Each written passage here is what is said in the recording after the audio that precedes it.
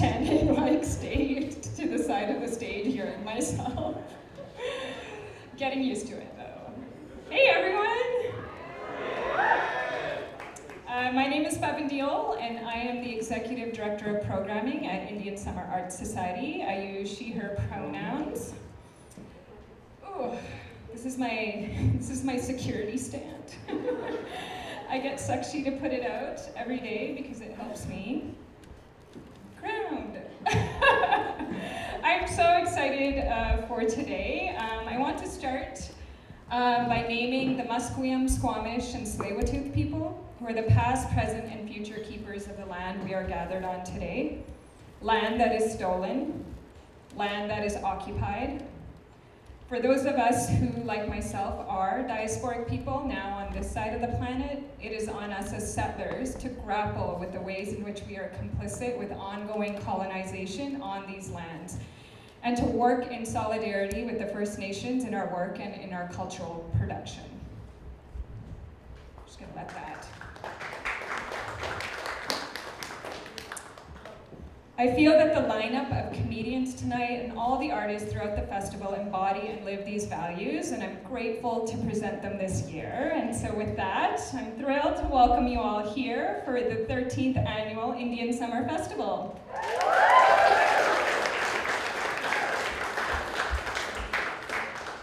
We are a festival that centers and amplifies Brown excellence. We offer a vision for the kind of world we want to live in. A world that is imaginative, curious, diverse, welcoming, and just. With those values in our hearts, we are proud to take up space across the city. We are well underway with events every single day across the city, and we're running until July 16th. We still have some incredible events coming up, so please come, invite your friends, families, neighbors, coworkers, anyone who you feel would resonate with the work that we're doing. We'd love to host them.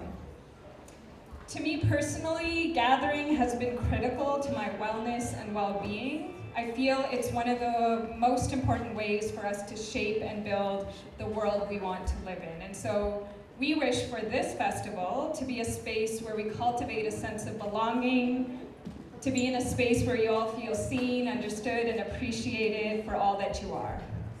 The festival theme this year, interdependence, I saw it as a call to shift out of the illusion of separateness, individualism, and embrace connectedness. It is with this sentiment in our hearts that reality that we exist in relationship to all, that we bring you this festival edition. I'd like to take a little moment here to spotlight a couple of our upcoming events. Tomorrow night at the Chan Center for Performing Arts is Rhythm Infinitum. It's with Afrofuturist hip-hop from Shabazz Palaces. It's from Seattle, and also we've got Sarathi Korwar coming in from the UK. So this will be an evening of really atmospheric sound worlds. We're really thrilled to present these international artists on our stage this year. There are still tickets available, so get yours and be a part of tomorrow night. We'll all be there. And I also want to highlight an upcoming dance performance called Swaha. This is a co-production with SFU Woodward's Dance House and, of course, Indian Summer. It's been 4 years in the making. There's over 30 performers who I got the honor of meeting this morning. It's really going to be a spectacle, and I hope you can join. There's actually 2 shows. One is Friday, July 14th, and Saturday, July 15th at the Playhouse. So I hope you can join us. One last thing, we're pleased to offer live captioning at this event to increase accessibility. Please note that people will be accessing captions on their phones throughout the event, and we fully support the use of smartphones to make our events more accessible to everyone. Thanks, Pavan.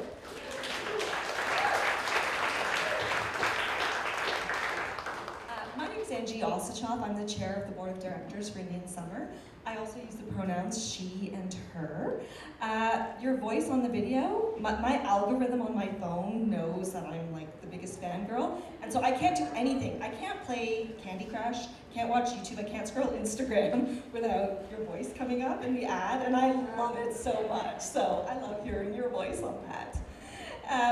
I am here to thank some really important people who, with their generous support and kindness, makes this festival possible. So I'd like to start off by acknowledging our founding cultural partner, Simon Fraser University. They've been with us since the beginning, and we are so grateful to continue to partner with them. We also are grateful for our major partners, including UBC and Langara.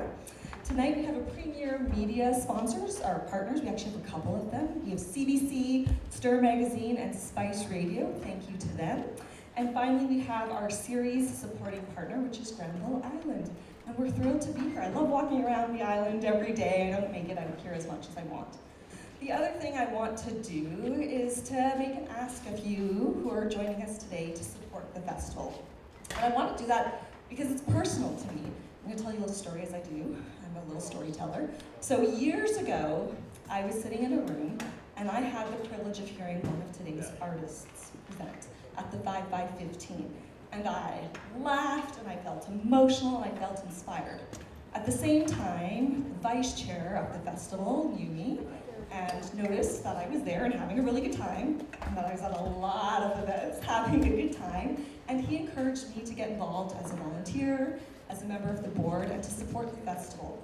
And I did. I started donating to the festival, and then I joined the board, and then I became the board chair. And so it's personal for me, because you're going to hear one of the people that inspired me to get involved today when you're listening to the performances. And I'm asking you, if it is within your means, to consider making a donation to the festival, so that way we can continue to bring you this amazing programming this year and for the years to come. We know it's not possible for everyone, but if it is, we really would appreciate it. $25 makes a difference. We have a really big goal of raising $70,000 this year. So if you're interested, you can go to our website, indiansummerfest.ca. You can see a member of the staff, and we'd be happy to help you with that. So on behalf of the Board of Directors, welcome to Indian Summer Festival.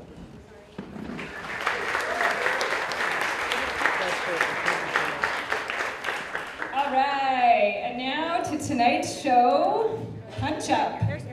So for the first time ever at Indian Summer, we're handing the mic over to a lineup of comics for what I can promise will be a dynamite night of stand-up.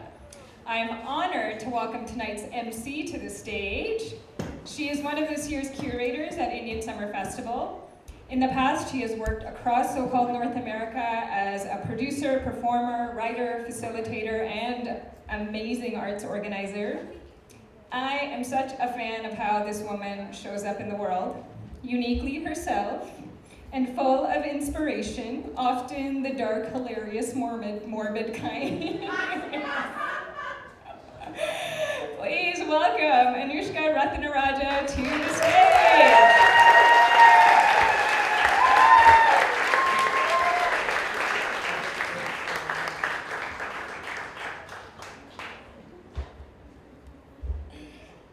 Yeah, I bring all of the death jokes to the staff meetings. Thank you so much, Pavan. Thank you, Angie. I just really want to give big love again to the leadership team here at Indian Summer Festival, trying a new horizontal model of shared leadership led by two badass women, lots of women of color, and cute TPOC folks on the team. We love to see it. Don't we? Thank you. I am so excited for this tonight. I really wanted to do a comedy night at the festival this year because it's been a shit time for a lot of us. The last 3 years has not been a fun vibe, continues to not be a fun vibe, and so laughter is one of the most important coping mechanisms, and I also think is one of the most important ways that you can interrupt structural racism, misogyny, homophobia, transphobia, classism, you name it. And I'm really excited for the comics that we're going to get to witness tonight. And I also have a message from one of our comics who couldn't make it tonight. The wonderful Kamal Pandya, who many of you know and love. Yes, A sad groan from the audience is absolutely on brand. We love Kamal very dearly. Kamal is attending to his own world right now, and we really support that. We want our artists to be able to join us when they're feeling the most ready to, and we're really excited to see him on stage again soon in the future. We have an amazing replacement comic for you, Ad and Javed, so don't you worry, you're still going to be LOLing for the whole night. Falling out of ROFL, whatever, I don't remember, but yeah, thanks. Okay, I'm done. I'm going to introduce, sorry, it's been a long 2 weeks. All right, our first amazing comic is the Savannah Erasmus. She is a comedian, and she will be making her way to Just for Laughs Toronto in September this year. Big deal, yes, round of applause for Savannah Erasmus.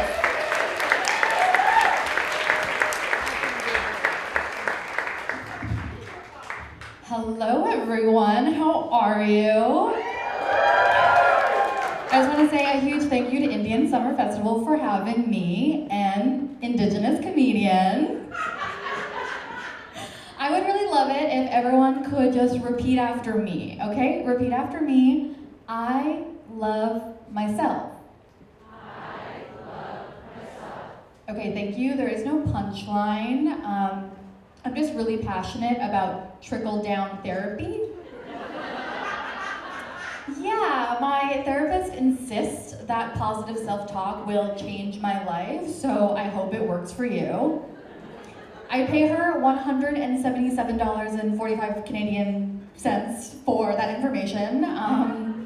Yeah, people ask me like what my favorite style of therapy is, because there's EMDR style, there's talk style, there is cognitive behavioral style, but my favorite style of therapy is girlfriend style, and that is where I do all the work and you do nothing, but you still benefit from my labor, you know?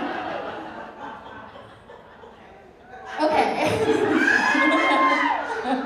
Okay, I'm mentally ill, that's why I go to therapy famously, and I have I have generalized anxiety disorder and ADHD, which is a really fun mix. Yeah, just searching for validation anywhere I can get it, you know? That's me. I have crippling social anxiety, for example, and it's like getting way worse. It never used to be this bad. Like 3 years ago, I could have normal human interactions in public, and recently I went to one of my friend's birthday parties. I've known her for years of my young life, and at her birthday party, I was so anxious that I couldn't speak, and I also couldn't make eye contact, so I just ate a lot of snacks, drank a lot of beverages, doing anything I could to avoid answering the question, so what do you do for work? You know, that common question at social gatherings. And as I was doing so, I actually started choking on a flaming hot Cheeto. And instead of gesturing for help in a room full of people who know me and love me, I actually politely and respectfully excused myself from the party to the hallway to die alone. Yeah, I just love how my anxious brain was literally like, okay, Savannah, you are literally going to die, but please don't make it about you. I love that. Yeah, I actually went to the opening party for the Indian Summer Festival last week. It was a beautiful gathering. The room was full just like it is tonight, and everyone was like so well dressed. Could not make eye contact for a second to save my life. But I loved just like witnessing everyone in the room. I loved seeing how everyone got dressed up and excited to come to this event. And I like to call myself a fashion comedian because I just wanted to start talking about fashion on stage because I think fashion tells a story and sends a message, like, you know, like it is a signifier for the communities that we come from and the places that we come from. So yeah. So I'm a fashion comedian, and one of my favorite accessories as a fashion comedian is a heterosexual man wearing shorts. Yeah, because I think that specific accessory sends the message that I can afford rent in this goddamn town. Makes me look rich, you know? Luxury item.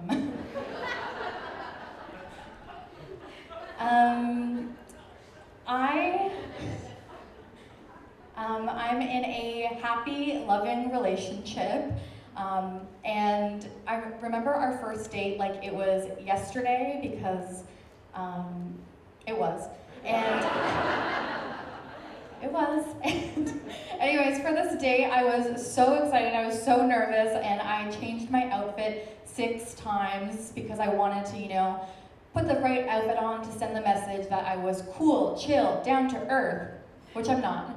But that's the message that I wanted to send with my look, you know? So I changed my outfit 6 times.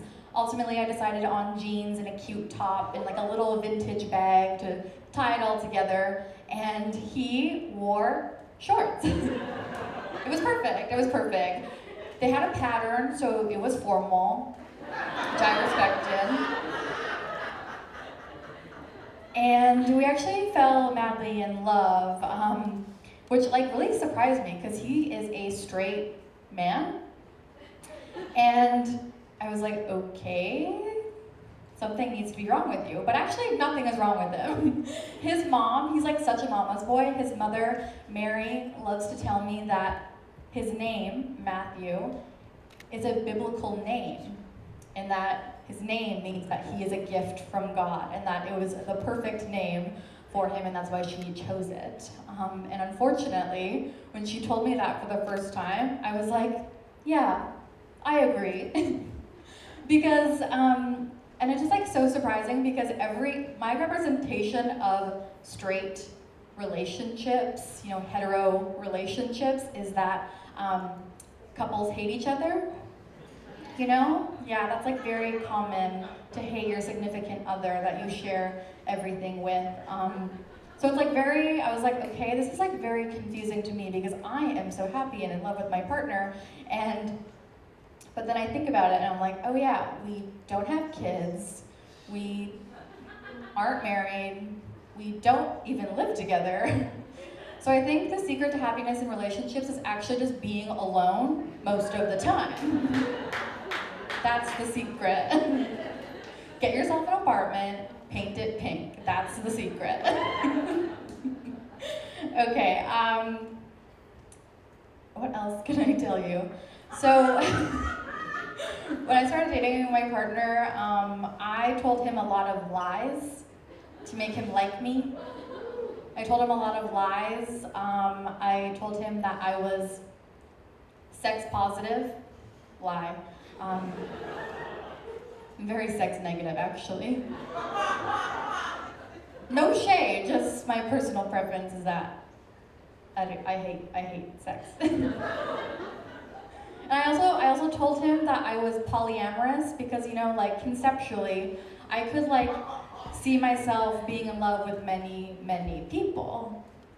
But then I realized, okay, to be polyamorous, I think you need to like 2 things, sex and people, and I like neither, so that was a lie.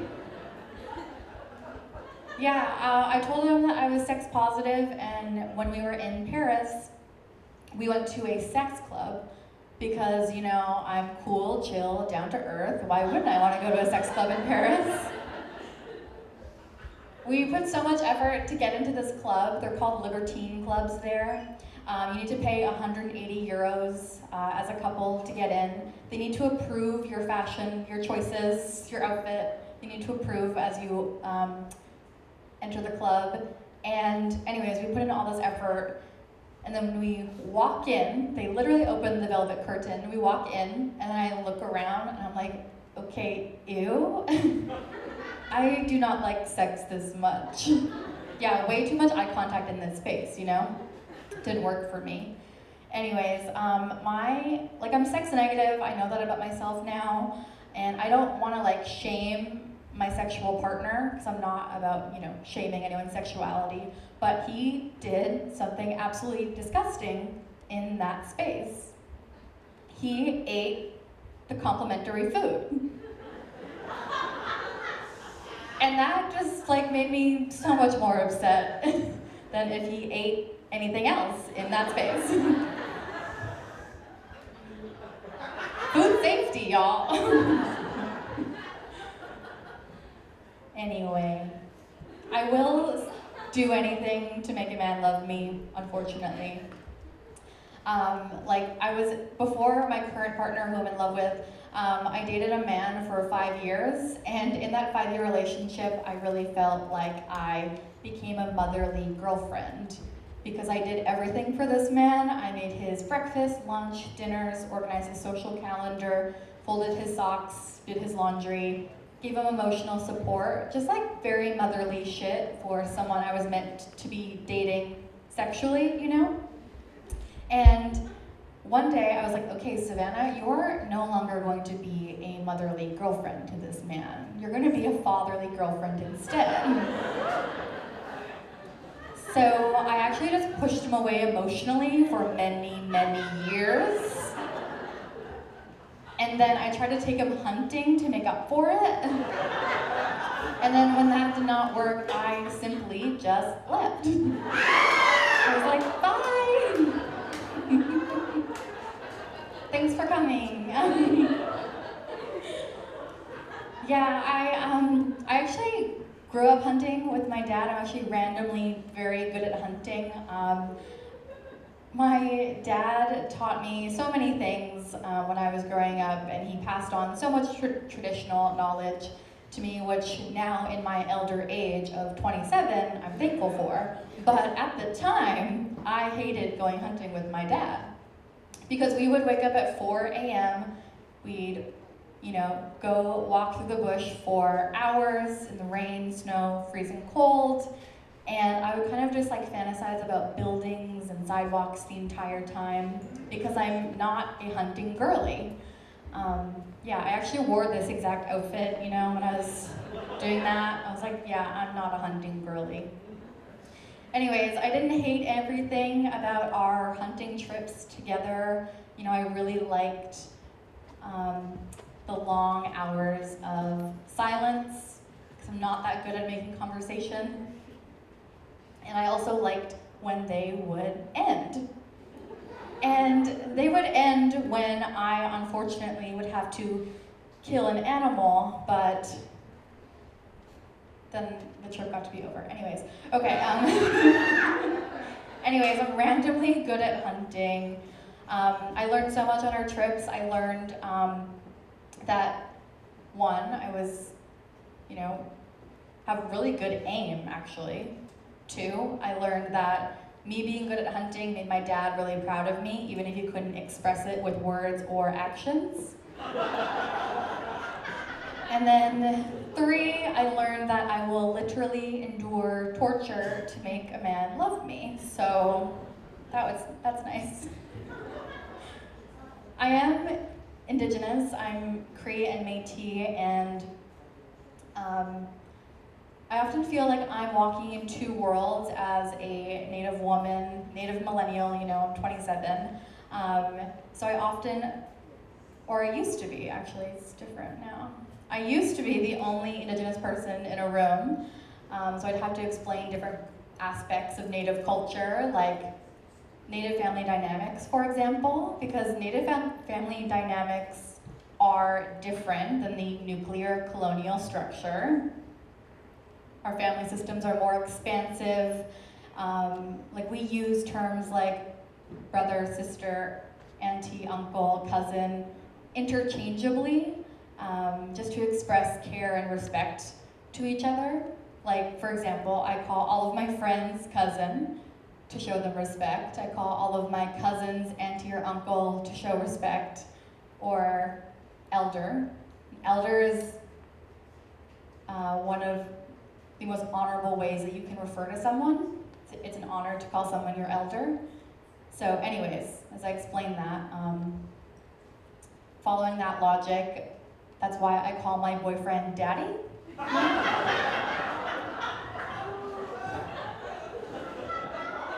I'm just kidding. I don't call my boyfriend daddy. No, I'm way too sex negative for that. You know, I could never.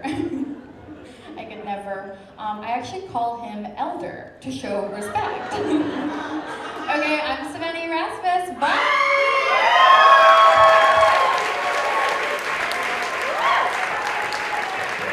Keep it going for Savannah! Yeah!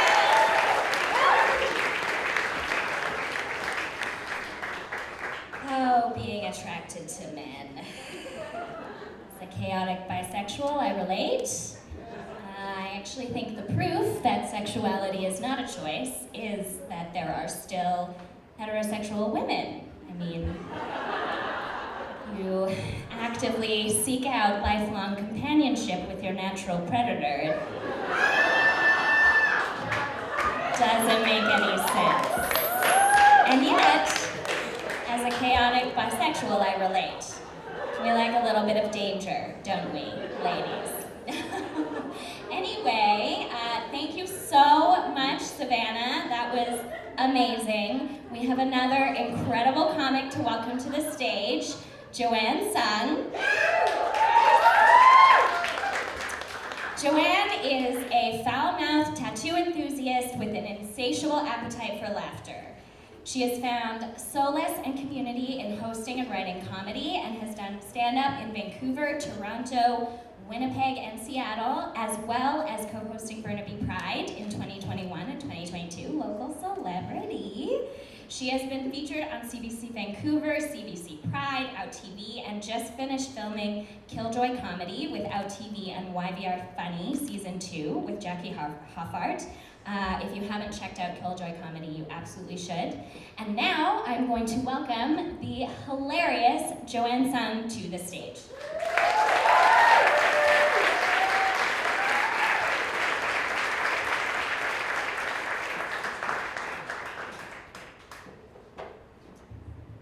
Hello, everyone. How's it going? Wow, hello. Yes, I am getting ready for Barbie. Yeah. This is not part of my set, but I just want to say I got my nails done today, and I was sitting between, I don't know why this happened, but I was sitting between a mom and a daughter, and as soon as I chose pink, the white girl was like, I don't know why everyone's getting pink these days. It's probably because of the Barbie movie. You are not even gonna see the nails. Like, it's dark in a theater. And then she was like, I'm choosing white because I'm gonna get a tan soon, so it'll really pop. And I just wanna say, I put a curse on her. I hope she gets sunburned.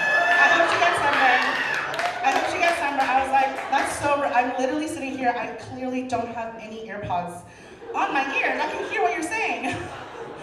Anyways, yeah, I also have no respect for France. Has anyone been to France?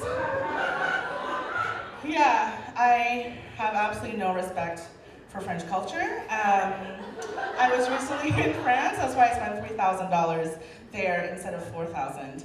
Yeah, don't give them your money, they'll just take it. I was recently in France, and I was there because of my girlfriend, she's a filmmaker, she's cool. In France, it's just called onion soup. Yeah, I found out the hard way. It's not, don't say French onion soup, because they'll be like, onion soup, okay? Okay, mademoiselle? And fries also just called fries, like, yeah, you want to they'll actively give you like a dirty look if you're like, frites. Yeah, they don't like that. They'll respond in English to you. What else? So in France, there's like all these like wonderful, beautiful, large museums with a bunch of stolen art, right? Like it's just really embarrassing for them. But like there's a bunch of really like renowned artworks there, and we go into these like big museums, and I'm just thinking like, I remember in school people were like, oh, you know, the greatest thinkers of our time came from France, England, Australia, and I'm just like, what were they thinking about? What were they thinking about back in the day, you know? Like, what were they thinking about? Like, I go and buy €2 wine, and I go sit in the park in these beautiful gardens that are racist gardens, and I go sit there, and I'm like, what were they thinking about? You know, I imagine they gathered here at this beautiful garden, and they were like talking amongst themselves. Maybe they had a baguette, and they were probably like, are women people? What are we thinking about, boys? What are we thinking about today? Are women people, you know? And I'm just like, it's so embarrassing. And, you know, of course I had to go to the Eiffel Tower, which is so embarrassing. I feel like, for me, hope no one here built the Eiffel Tower, but like, it's just like, when I was walking up there, the people who live in France, who are from France, looked at me and was like, you're gonna be disappointed. You're gonna be disappointed. It's kind of like when I see people in Gastown taking selfies with the Gastown steam clock. I'm like, oh, I'm so sorry. That's so sad that you are here taking pictures with the steam clock. It's not even steam. And I feel like people in France were like, it's actually just scaffolding. It's not even finished. I mean, I don't know, maybe the view is beautiful from our mother. I couldn't afford to go up, so yeah, that's France. If you guys wanna go, I have lots of recommendations. Don't get an Airbnb with no AC, it's very hot. And you have to have AC in the Airbnb, because the person who was our host was like, oh, we have this little USB desk fan. Even though there's an active heat warning, here's a desk fan for you. And we're like, we love France. We love France. We're just here. We're gonna die here. Yeah, but I made it back. I made it back, so you guys can feel good about that. Thank you. It's July. I've been thinking about, I mean, it's still Pride Month, like in here, right? It's still Pride Month. I've been thinking, I was thinking recently, I was reflecting on my coming out story, and I remember when I was coming out to my mom and dad, they were living in Toronto, and I was at this queer student Canadian University conference, and I was like, this is the moment that I'm gonna come out to my parents, because if they're shitty about it, I at least have people here, right? And I told my mom, and I was like, hey, so I think I'm not straight. And she was like, what does that mean? And I was like, oh, I don't just like men, I guess. And so my mom was, she was very receptive, and she was like, as long as you love each other, that's good, that's great, But my dad was shitting with the door open. Yeah. And he was like, I'll hear you. I have to go. Just say what you wanted to say for us. You said it was an important conversation. And so, door open, shitting, and he was like, what? Gay? Is that what you're trying to say to us? And I was like, well, maybe a little bit. And he was like, why would you even choose that? It seems like it's really hard. How many gay people are there even in the world? And I was like, I don't have that number, Dad. I don't know. I mean, if you guys know, please tell me. I was like, I don't think that's a thing you can Google.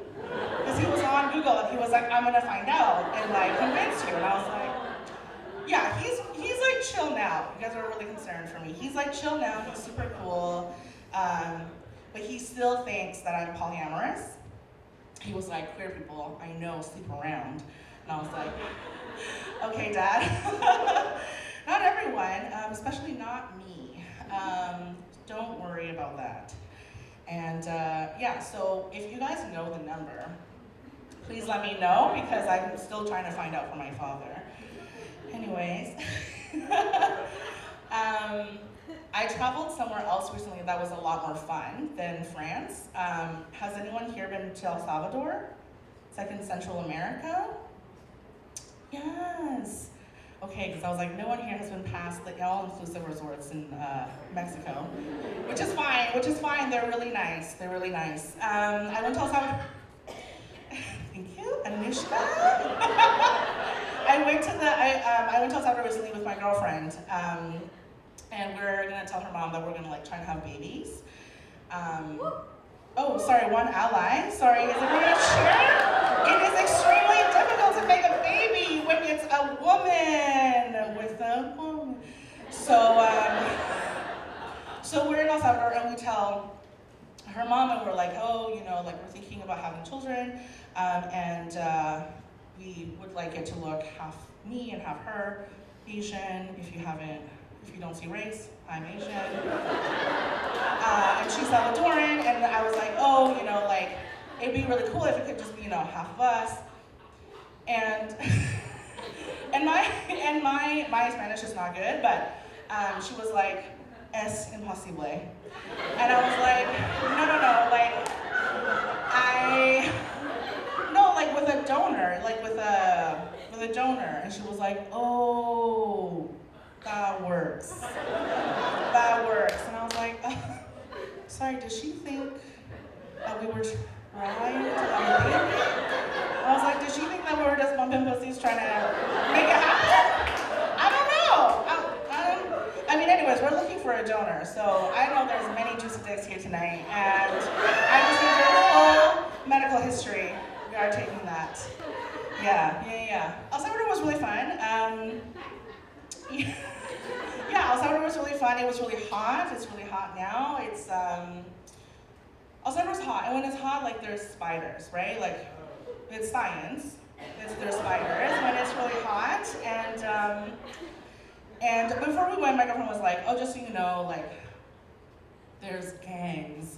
And I was like, oh, there's gangs, okay. And she was like, you're just like, you have a lot of tattoos, so people probably like look at you weird and stuff. And I was like, I mean, if a gang member saw me and my silly little tattoos, you know, I'm like, I have a bubble tea here, like it's not, they're not gonna be like, she's in a gang. They're gonna be like, she's in a coffee shop, she runs a coffee shop, right? Like they're not gonna be like, she's in a gang.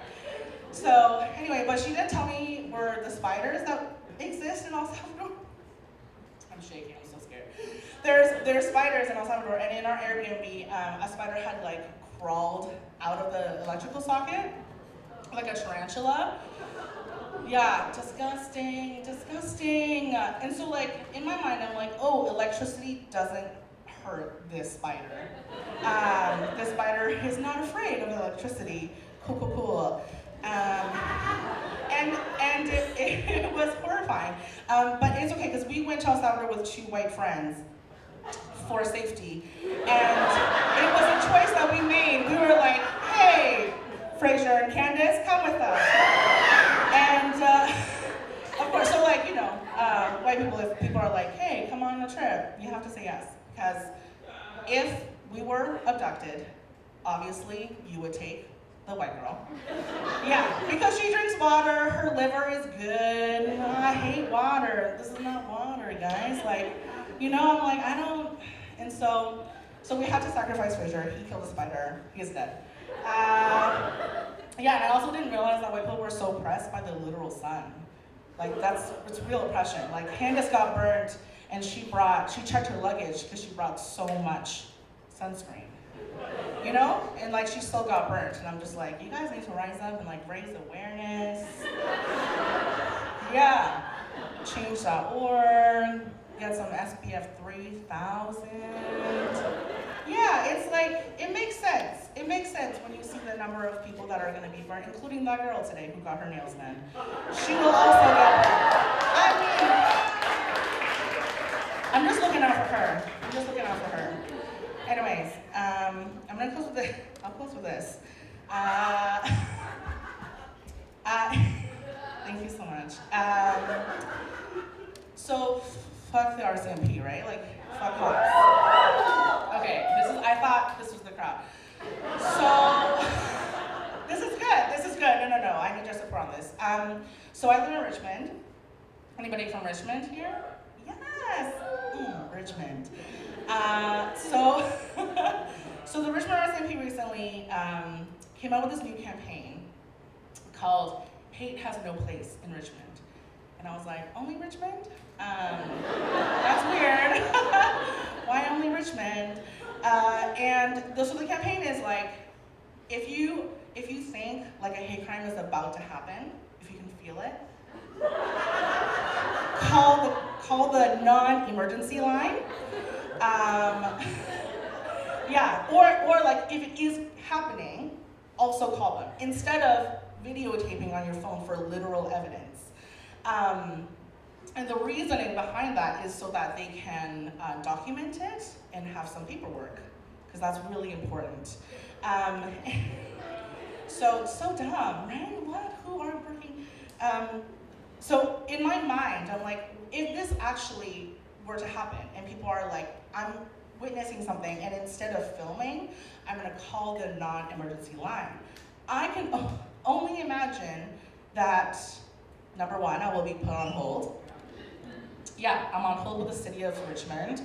And number two, like, what am I gonna say? You know, hello? Yeah, so I think I got denied employment because of my race, my last name. Yeah, anyway, also, I think a hate crime is about to happen. What? That makes no sense. And I'm like, the cows are so dumb. The cows are so dumb. I'm like, what, hello? Like, and what are you gonna say? Like, hi, yeah, they're asking me where I'm really from. Is that racist? It's not? Oh, damn it, I'll call you back later. You know, like, what do they do? They have nothing to do. They're like, let's start a campaign and get a phone line here. You know, like, what? Get out of here. I hate the cops. A cab. Okay, so I'll leave you guys with this. So my girlfriend and I were walking home recently, and in Richmond, if you remember, that's where I live.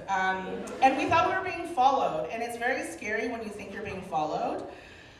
So don't follow people. Not you guys. You guys seem like not the following type. Don't follow people home. We thought we were being followed. Of course, we weren't being followed, but it's very scary when you don't know, right? Like you're like scared, worried, and we have very different fear responses when we are scared. So when we were walking home, and also like it was just like, white dude at 10 p.m. Like, what are you doing? Are you lost? Are you lost?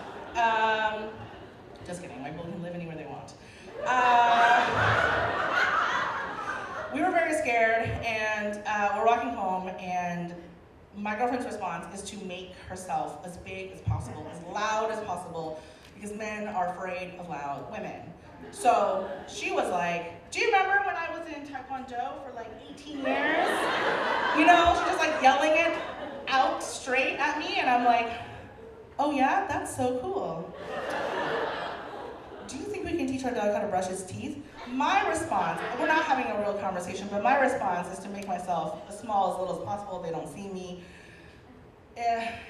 Anyways, we weren't being followed. But what I'm trying to say is that if you are a man and you are like, I'm out at night and there's a woman in front of me, what should you do? You should cross the street so you're not following, and people are like, oh, I'm safe. But the thing is if you cross the street and there's another woman out late at night also walking, you have to jump in traffic. Sorry. That's it, guys. Thank you so much.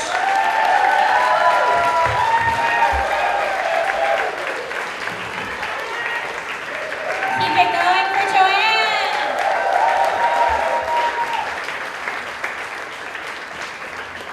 Joanne, I feel like that was like the most effective campaign to end street harassment ever. It's just jump directly into traffic. And your life.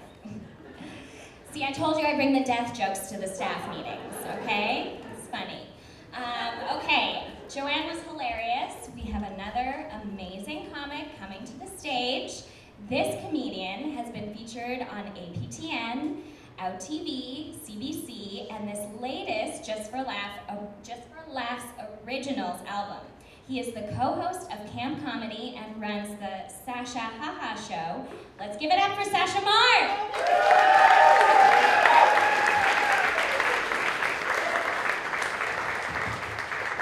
Hi, it's another Native comedian here at the Indian Summer Festival. when I was asked to be booked on the show, I was like, is Christopher Columbus booking the show? But no, it's not. It wasn't him, thankfully. It wasn't that kind of show. And I saw the lineup, and I was like, oh, it's very like BIPOC, very cutie BIPOC, and you know, it's about like building relationships with that community. So it's not like, it's chill, it's cool. Like, yeah, rad. I don't know why I did that. But speaking about relationships, I told myself this year that I wasn't gonna date a single white guy. Thank you, I'm so brave. Yeah, I'm sorry over there. I'm sorry. I don't mean to offend you. But instead, so now I started dating a married white guy instead. It's chill. It was actually like, they were in an open relationship. It's fine, it's cool. I'm not like, you know. But honestly, like, it was a really nice time, and honestly, this was the first time it was like nice for me, and for my family too, and like my ancestors. It was the first time ever it was like nice to be fucked by white people.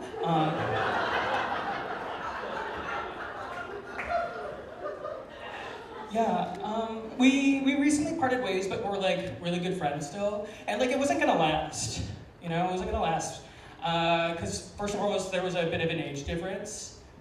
He was like 10 years older than me. I know. He was 19, and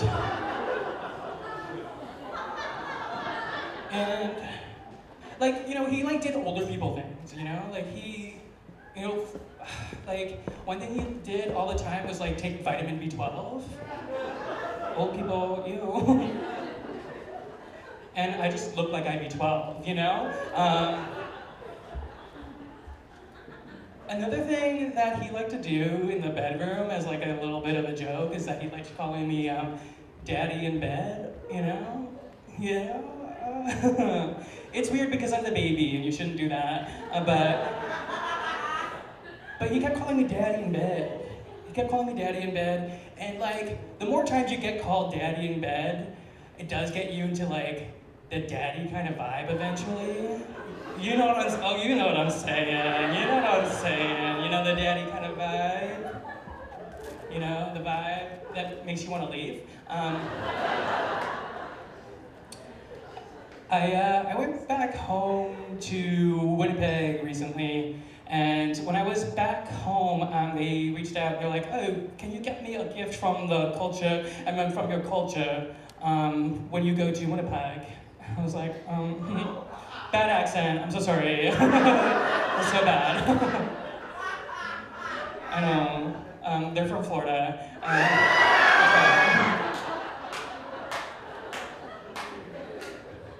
But I was like thinking about like what my culture is, and I was like, okay, like yeah, I'm native, but like I'm like urban indigenous. So if you don't know what that means, it just means that my reservation is at Cactus Club later tonight,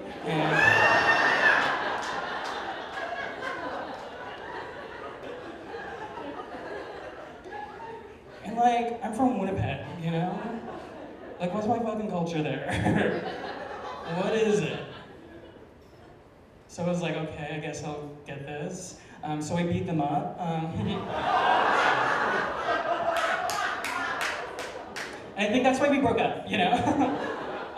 But it was nice to be back in Winnipeg. I'm a dad, for real. Like, not like a dad. I know you're confused. You're like, how's this baby have kids? But I used to be an emergency foster parent back in Winnipeg, so it was a really good time to go and visit the girls that I used to foster. And thank you, I'm such a good person. Whatever, no, don't do that. Like, I'm not a good dad. I'm not the greatest dad. First and foremost, I'm here, and who's watching them, you know? Yeah, it was a really nice time. But also, like, it was difficult for me being a dad too, because my dad wasn't like the best role model. My dad was kind of like a struggling baseball player in the sense that, not professionally, he was just like bad at making it back home.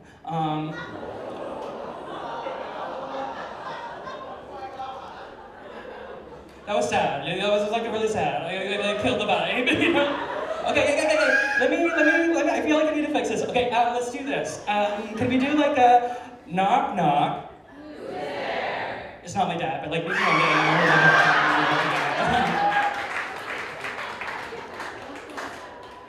But I had a really good time back there. It reminded me of the games that I used to play as a kid, and I had the opportunity to teach them those games. You know the games that we used to play when we were kids. I think you all are familiar, like games like Walk Yourself to Walmart.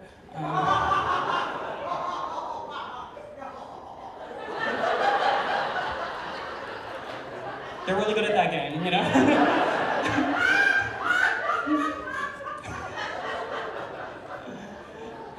We played games like, why is Sasha crying again? I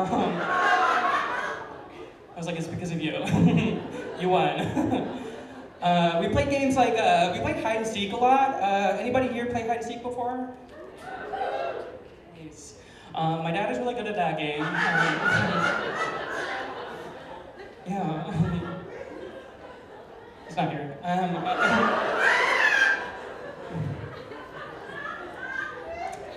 I think you're a smart crowd. You're a really smart crowd, I can tell. Like, you've done the science, you know I'm gay, right? Like, you're so smart. You're so smart, right? Wow. But, like, being a gay man isn't, like, all about, like, penis, you know? Being a gay man is also about, getting a job at Lush Cosmetics. Yeah, I remember one time I was working at Lush Cosmetics as a gay man. And this customer, he came up to me and he was like, oh, what's that product over there? I was like, oh, it's a massage bar.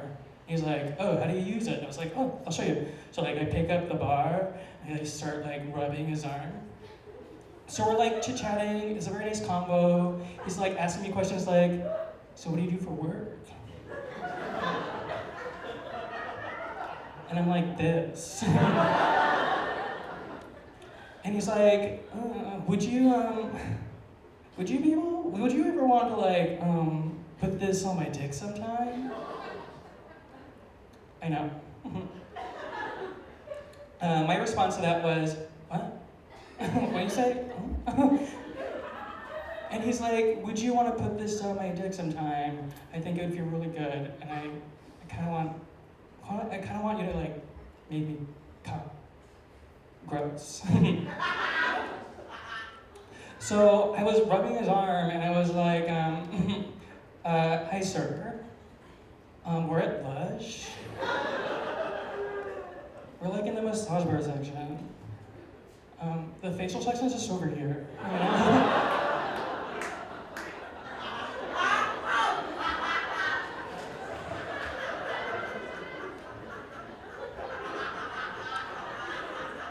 That was a long trek for a dad joke.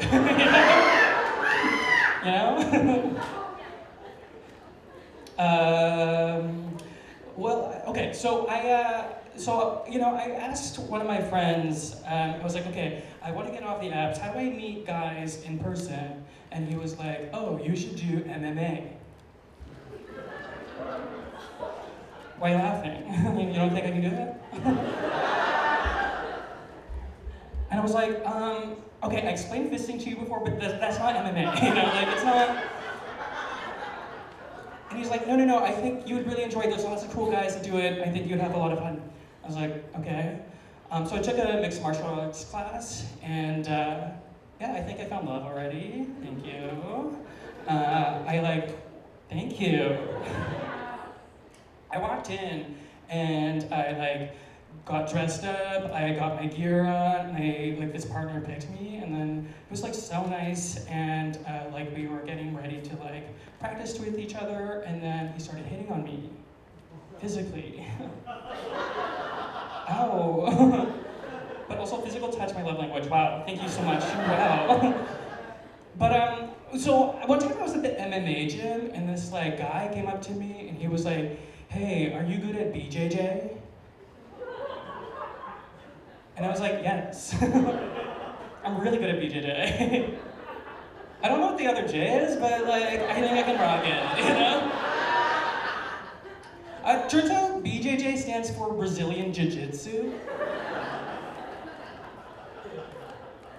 And it turns out I'm really good at it, you know?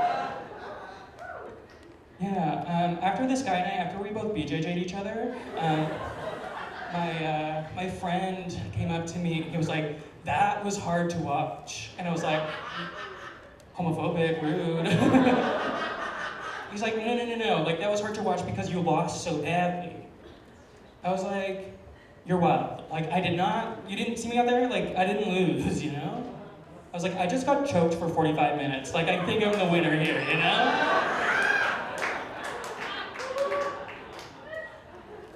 He's like, "That's not the point of the sport. You're supposed to escape the chokehold." I was like, "Ew, boring. Why do people do this?" And he's like, no, like, you're supposed to, like, escape the chokehold and choke them back. It's like, I can't choke them back, though. My thigh gap is too big to do that. Someone recently said that my thigh gap was like the Grand Canyon. Stop looking. Not because it's big, it just accepts a lot of tourists, but on the note of, like, choking, I was like, you know what? I do know how to escape a chokehold, if I really want to. So, okay, do you want to learn how to escape a chokehold here? Okay, so imagine you're being choked, but like you're being choked, and you're like, you're like 5 more minutes. So you're being choked, and you're like, "Oh, I'm hurt." But no, okay, no. You're being choked. Yeah. And you have to break out of it. So all you need to do is you just need to like pivot your body weight towards that person, and then you just need to take your arm and just like release the pressure underneath where you're being choked, and then you just need to give him a kiss. And then he lets go and you win, you know?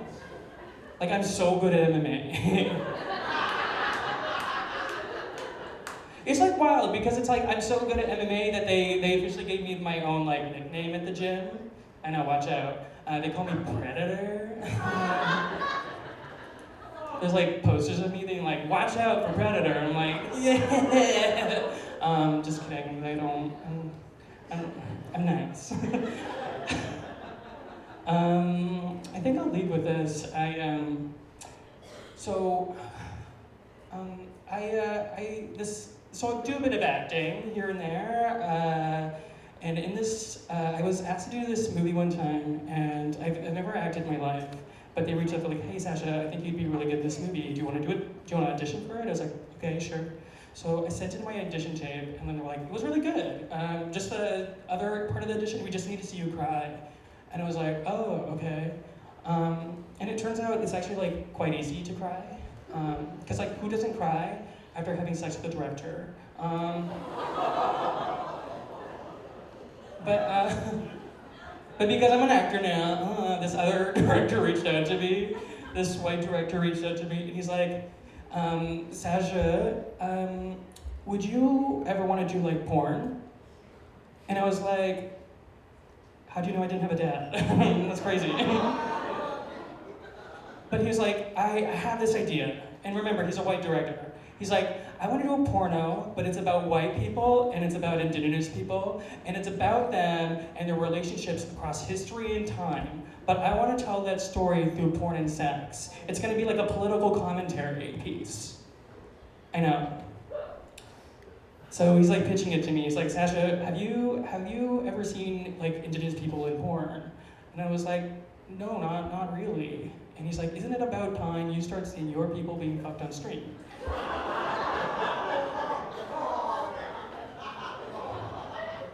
I'm like, that's the news, you know?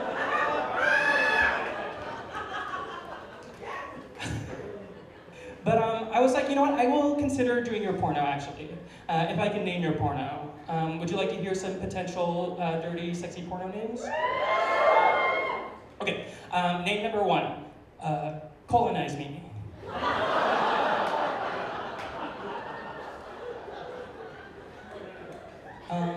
Name number 2, treating me badly.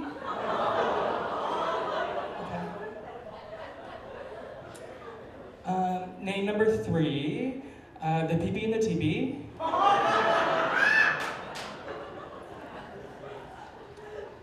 Name number 4, the powwow.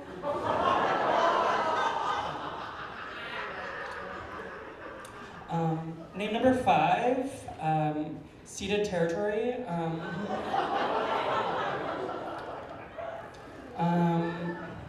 Number 6, two spirit, one cup.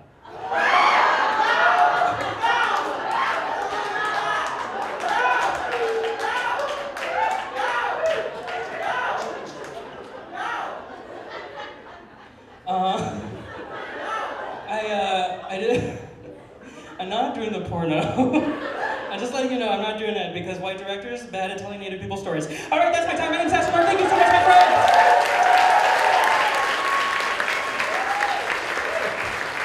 Keep it going for Sasha!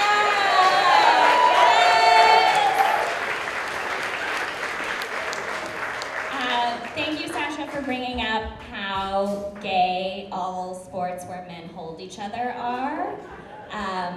I wonder if Zach and Elon challenged each other to that cage match just because they really want to hold each other. You know, it's almost sweet. Then maybe the cage will sink to the bottom of the ocean. We'd love that. We are going into intermission, so you got 15 minutes. Get outside, cool yourself off, use the washrooms, get a drink, and we'll be back here in 15. Thank you. I hope we are feeling liquidated, hydrated, lubricated. I don't know, you guys. I hope we've all had a chance to go to the bathroom, mingle with friends, and now we're ready to laugh again. As you can see, there's tonight is for the gays. Yes, let me hear you. It has always felt really important to me to queer every space that I'm in because I am a homosexual. And I was a gay for pay for many years, working at a nonprofit organization. Anybody relate? Yeah, so I wouldn't do that again. It's nothing like going over your hospitality rules with your white lady ED, and when you propose to add meat to make a more accessible dining option for the attendees that you so love and want to welcome into your space, she bursts into tears and leaves the room, and then you don't know what to do other than laugh. Anyway, just a personal story. Someone in the audience may recognize it from past experience. But yeah, it's really important to me to have a space for queer folks of color to be able to express ourselves, be as loud as we want to, be as vulnerable as we want to, be as raunchy as we want to. And I'm so glad that everyone here also supports that. And I'm really excited to welcome our next comedian to the stage. So this comedian has been featured on New Wave stand-up, on the New Wave of stand-up on CBC. They co-host Millennial Line, a live comedy and poetry show, as well as MSG Comedy, both of which have been included in the Best of the West lineup for Just for Laughs Vancouver.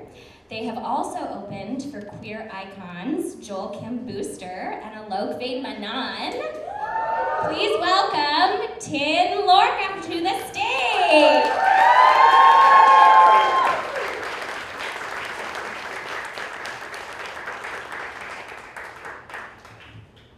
How are you doing tonight? Hi, my name is Chin. I use they, them pronouns, and that's because white people always think I'm the other Asian person that they know. Yeah, one time I went to the art gallery and this white lady just like let me in for free because she thought I was a curator there. To be fair, I was wearing coveralls. Yeah, it's great. I'm plural. I'm interchangeable. You know, like there's perks to being an interchangeable Asian. Free admission and career change in case this doesn't work out.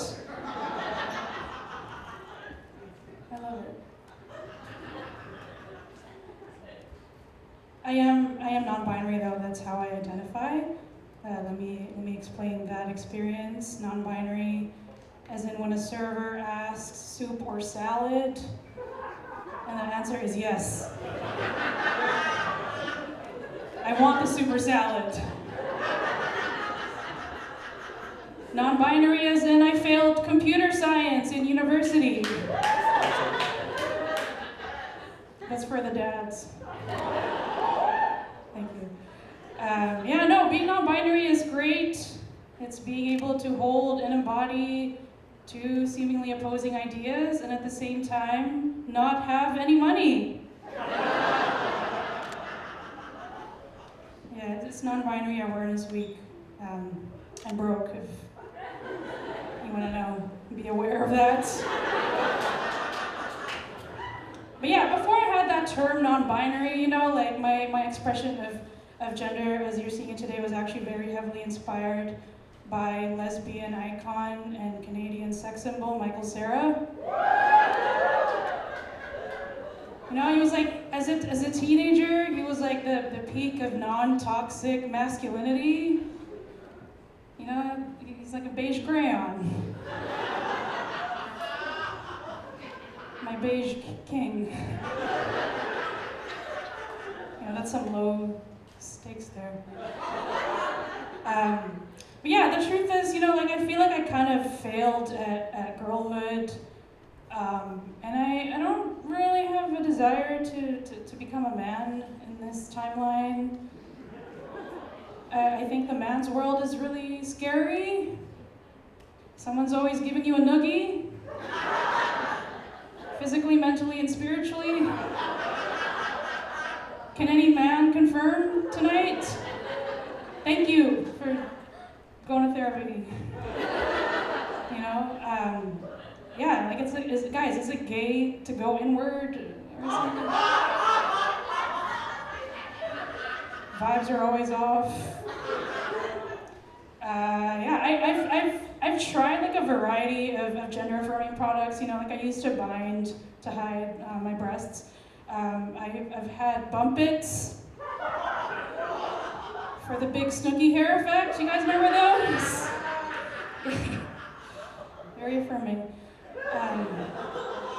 And at one point I was trying to go for like a manic pixie dream girl thing, and I had an Emily haircut, but it was just perceived as Lord Farquaad. Did you just say you remember that? I wasn't expecting anyone to be aware of my past.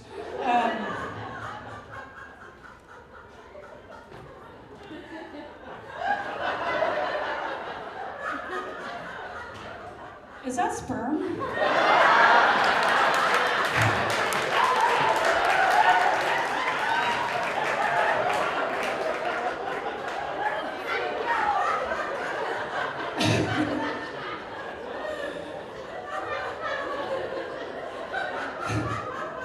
This is a really good segue to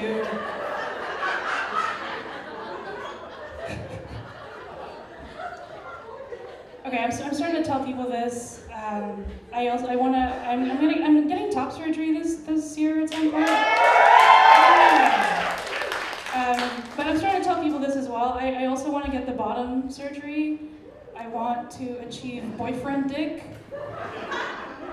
If you don't know what that is, you know, not too big, not too small. You know, that's the people's dick. This is a joke. That's too much responsibility for me. thing about me is that I don't know what a prime number is. This is like the remedial math class in this section of the room.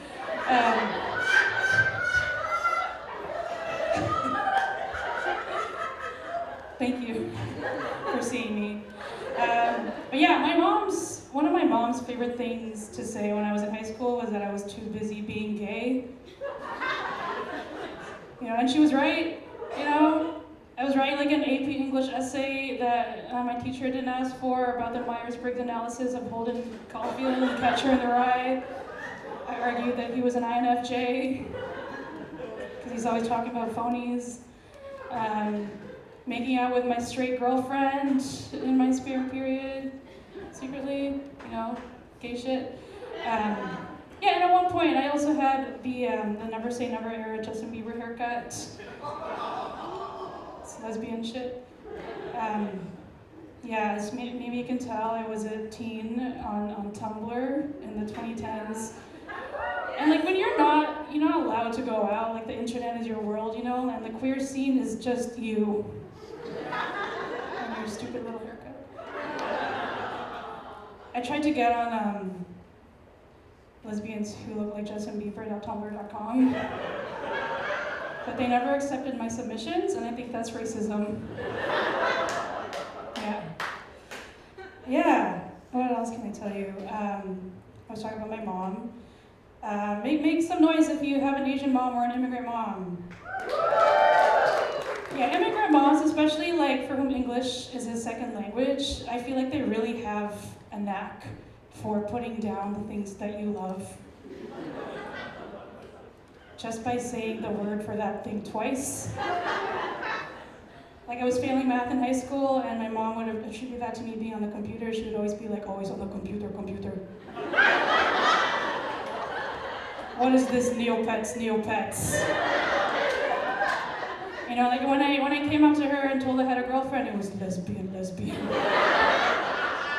They may not have a huge English vocab, you know? It's just like a very simple and effective way to hurt you. I actually think it's like a linguistic pattern, you know, like repeating the word is like, it's for emphasis and to condescend. Okay, this is a new one, but, okay, make some noise if you have a dramatic mother. One of the other things that my mom loved to say was, like if I didn't defrost the chicken or something, was, when I die, you will know. Anyone else hear this? Okay, thank you. Some rooms, they don't know what the fuck I'm talking about. I didn't really understand what she was on about. Like, you know, like I didn't understand like her internal struggle. Like she like raised 3 kids in like a new country, like grappling with like English and like Canada. And yeah, I didn't understand why she would get so mad if I didn't defrost the chicken until I was 25 and like living in East Van with 3 mentally ill roommates. First of all, I'm like the type of mentally ill who will do the dishes. I do not let things just soak. Guys, do that? Just fucking do the dishes. Anyway, I come home from like a hard day of work and I like go to the kitchen and I see my cast iron pan just soaking in soapy water, you know? And I'm like, I don't yell, you know? Like I'm trying to break that intergenerational cycle, whatever it is. Write a poem about it. I don't yell at people, you know? So like inside, I was fuming. I was like, when I die, they will know.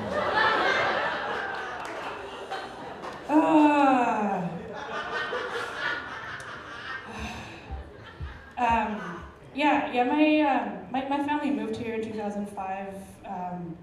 We moved to Vancouver, and then my whole family moved to Calgary, and we've like lived here for like 18 years now, and like in that 18 years, my parents, my family have really assimilated into Canadian culture, Albertan culture specifically, right? Like they traded in their Mazda van for an F-150. They do Zumba now. You know, that's cool, that's cool. My sister plays golf. You know, who are these people? Okay, but like the most fucked up thing though is that my Filipino parents switched to cauliflower rice.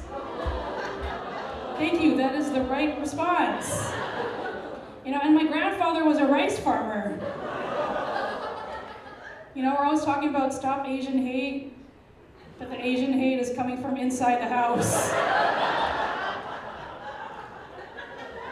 It's not right.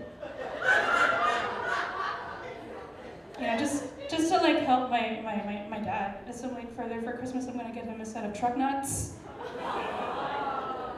If you don't know what that is a plastic pair of testicles that you put on the bumper of your vehicle, also known as a gender-affirming product, especially in Alberta. Yeah. You guys having sex?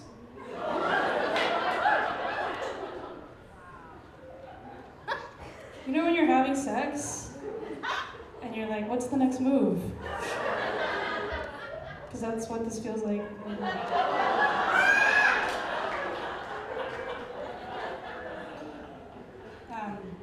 Just pivoting. It's not related to sex at all. Do you guys have siblings? Yeah. Okay, make some noise if you like fought with your siblings growing up physically, psychologically. I love how it's always louder on that second one. You know. For context, I have 3 sisters. That's a lot of sisters to fight. But the sister that I fought with the most, her name is Therese. She's like a few months younger than me. She's great. When our mother was giving birth to her, she accidentally ate some feces in the womb. And when she came out, she wasn't breathing. So this is in my arsenal of insults. We're just yelling at each other, I'll go eat shit and die. Oh wait, you already did. A moment of silence for that time that you died. Bitch.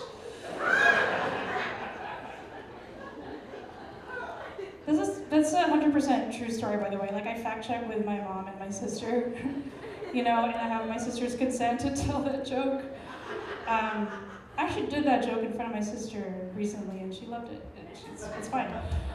Really, she's like the one that's winning in life, you know, like she makes a living wage. She overcame death. And I do this, you know. She pays my phone bills sometimes. Yeah, but yeah, okay, I guess I'll leave you with this, but yeah, you know, because representation is important and stuff, I'm here tonight to tell you that I represent all the Asians that gave up on math. I represent all the Filipinos who can't dance. And I represent all the queers without theater experience. Not even tech. Just out here being useless. You know, and the great thing about that is, like, if you're useless to people, it renders your pronouns redundant. No one has to refer to you. And I like it that way, but that's my time. Thanks so much. I'm Lorica.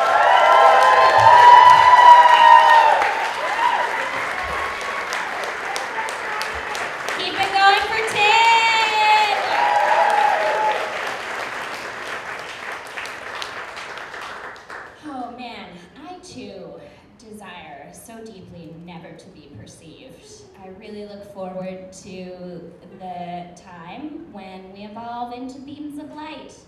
Or, you know, just a mist, a vague mist about the moors. To not have a body, what a delight. All right, so if we're ready for our final amazing comic, yes.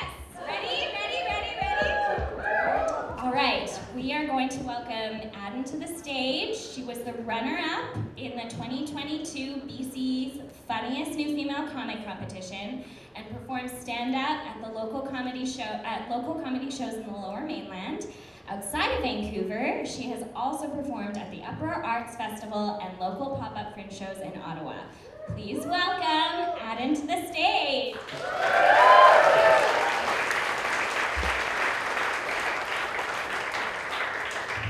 Can you please keep it going for all the comics that you saw tonight?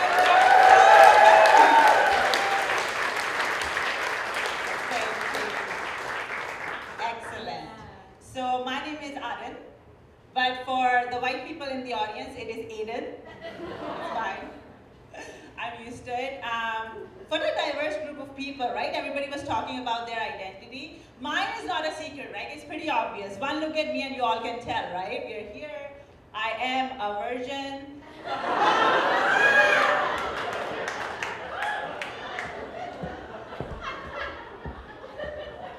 You guys can laugh all you want, but this also means that I am probably the only person in this room who doesn't have HPV.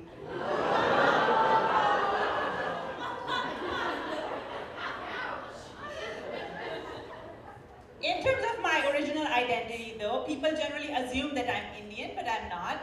My parents are from Pakistan. Thank you.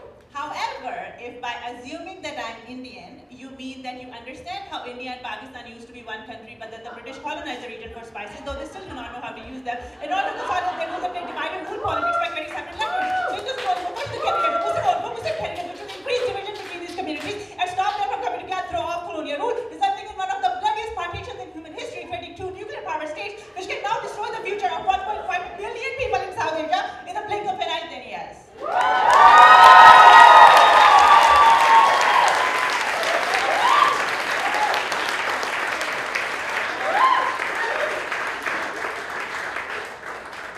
I guess I'm Indian.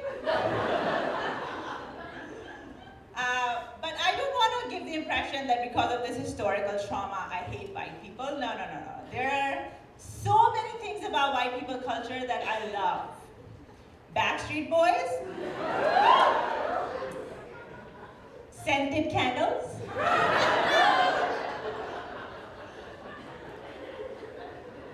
and Lunchables. You guys remember Lunchables, right? When I was a kid, I used to be so jealous of my white friends, right, who would bring Lunchables to school every day in that cute little shiny packaging. And there I was, with my homemade lunches, because my parents were not divorced.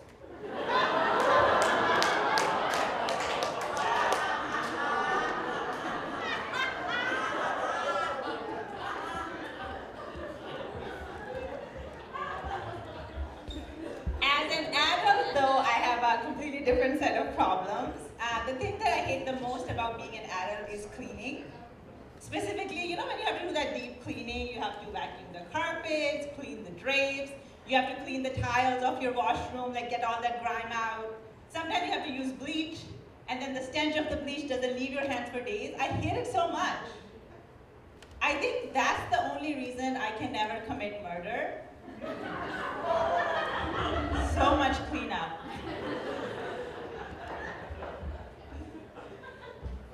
Speaking of murder, I am on dating apps. Because I'm a virgin, not an incel. Important distinction.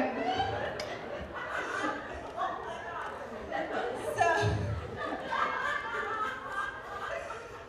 I was reading an article and it said that the people who get the most matches on dating apps are white women, and women of color, the darker your skin is, the less matches you get.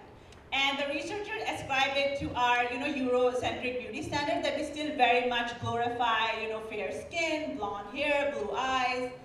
When I read that, kind of depressing, like how this kind of like overt racism is still there. But after reading that, I realized, who else really matches with white women a lot? Serial killers. Every true crime documentary, who is the victim? It is always a white woman, so I might not be getting that many matches on dating apps, but I'm also not matching with serial killers. I am very happy with my dark skin now.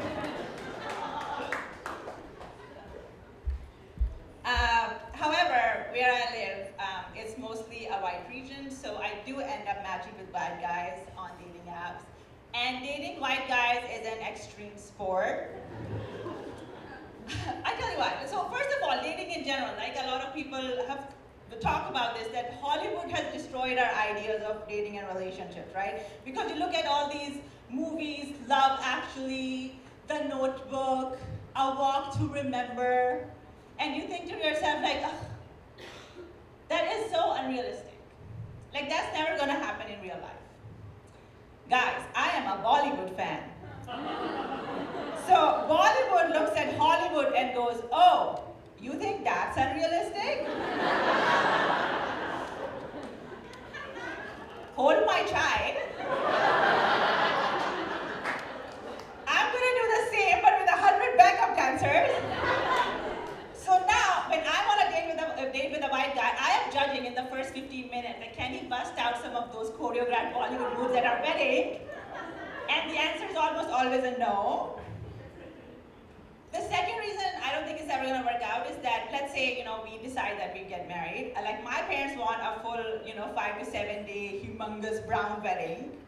And then if his parents want a white wedding as well, that would be 2 different wedding dresses, 2 different catering orders, 2 different priests.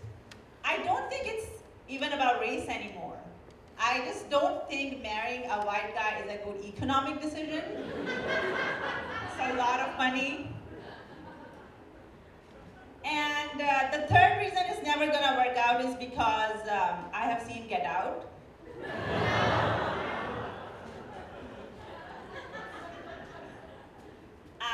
I am currently doing my PhD in political science. Yes, thank you. It is the longest relationship I've ever had. And my PhD research is focused on studying extremism. And I studied 3 different types of extremism, like religious extremist, right-wing extremist, and Game of Thrones fans. By the way, right-wing extremism is just a fancy academic way of saying white people complaints. And a lot of these complaints are about minorities, like, oh, we are letting too many of them in. Their birth rate is so high. Yes, things were bad for minorities at one time, but they're not anymore. Get over it. So every time I'm researching these people, I'm looking at their online profiles and what else they're posting. These are the same people who are still not over the season 8 ending of Game of Thrones. So you tell me who is the real snowflake in this situation. And I think a lot of people have already talked about it, that immigrants are not taking people's job because Canadian government often actually doesn't recognize immigrant credentials, right? So they can be doctors, lawyers, very well educated in their home country, but when they end up coming here, they are actually doing minimum wage jobs. You know who is taking your jobs? Children of immigrants. You're not going to recognize our parents' credentials? We are taking all the top spots in doctor, lawyer, engineering, and that is what a level playing field looks like.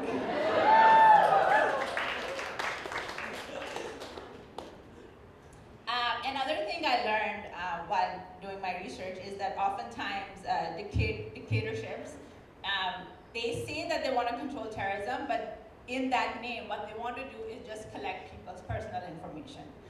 One way they do it is by just collecting people's social media data. And one such country is Russia, which recently actually asked Tinder to hand over user data to the Russian government. I mean, what is Putin thinking? That people are going to plan a revolution against him by engaging in a constant loop of, hey, winky face? But can you imagine if the Canadian government did the same thing? What do you think will happen? I'll give you 2 options and then we'll do a public vote. Do you think it will stop men from sending pictures of certain anatomical body parts? Or do you think it will encourage them more because they will think, oh my God, the Prime Minister might look at it. Clap if you vote for option 1. Do you think it will stop men? No? Clap if you vote for option 2. Option 2 it is. Do you guys like avocados? Is this an avocado crowd? Yes? Okay. So apparently, I did not know this, but I learned recently that the fat in avocado is called good fat. Like it's supposed to be really good for you, health-wise. But when I read that the first time, I'm like, why? What makes it good? Like, does it give to charity? Does it vote? Maybe it doesn't ghost you after a date. And it's actually true, by the way, this is not a joke, that avocado trade from Mexico to US is so successful that some of the drug cartels now are getting out of drug business and into avocado business. So this is what makes avocado so good. Like it's literally like diversifying drug cartel economy away from drugs. But I wanted to know, okay, if avocado is such a good fat, what would be like a comparable bad fat, right? I need to know extremes on both sides. And I have found the answer. And this is some academic peer-reviewed research I'm going to share with you. And the answer is bacon. And I tell you why, before anybody gets really angry. Okay, first of all, almost 2 billion people around the world, if you combine the Muslim and Jewish population, they don't eat it. So it's not a very inclusive fat. Second, it almost gaslights you because if you don't eat bacon, everybody around you makes you question your version of reality. Like, oh my God, how can you not eat bacon? It's so crispy and moist and the best thing to ever happen. And I don't need that kind of emotional abuse in my life. Third, I find bacon to be very two-faced. Because in the US, it's called bacon. But in Canada, it's called Canadian bacon, which is technically ham, which makes me question, how many crimes is this bacon committing that it has to change identities across borders? All this to say, guys, what I'm actually trying to say is, say no to bacon and convert to Islam. Thank you, everyone.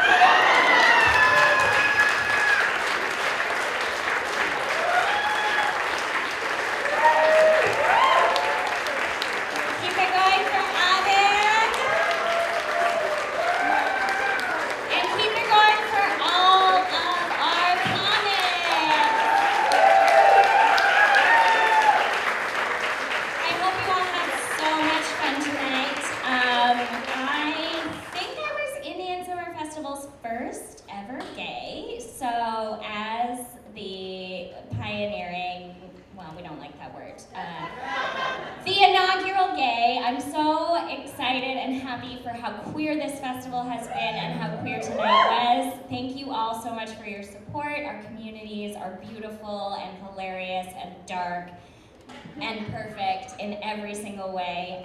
Thank you so much for coming. I also really want to plug on Sunday night, we're having our closing party here. We're going to have some amazing, amazing live musicians and some drag performances. So if you love tonight, Sunday's going to be a banger. Please come. And that's it. Thank you all so much for being here.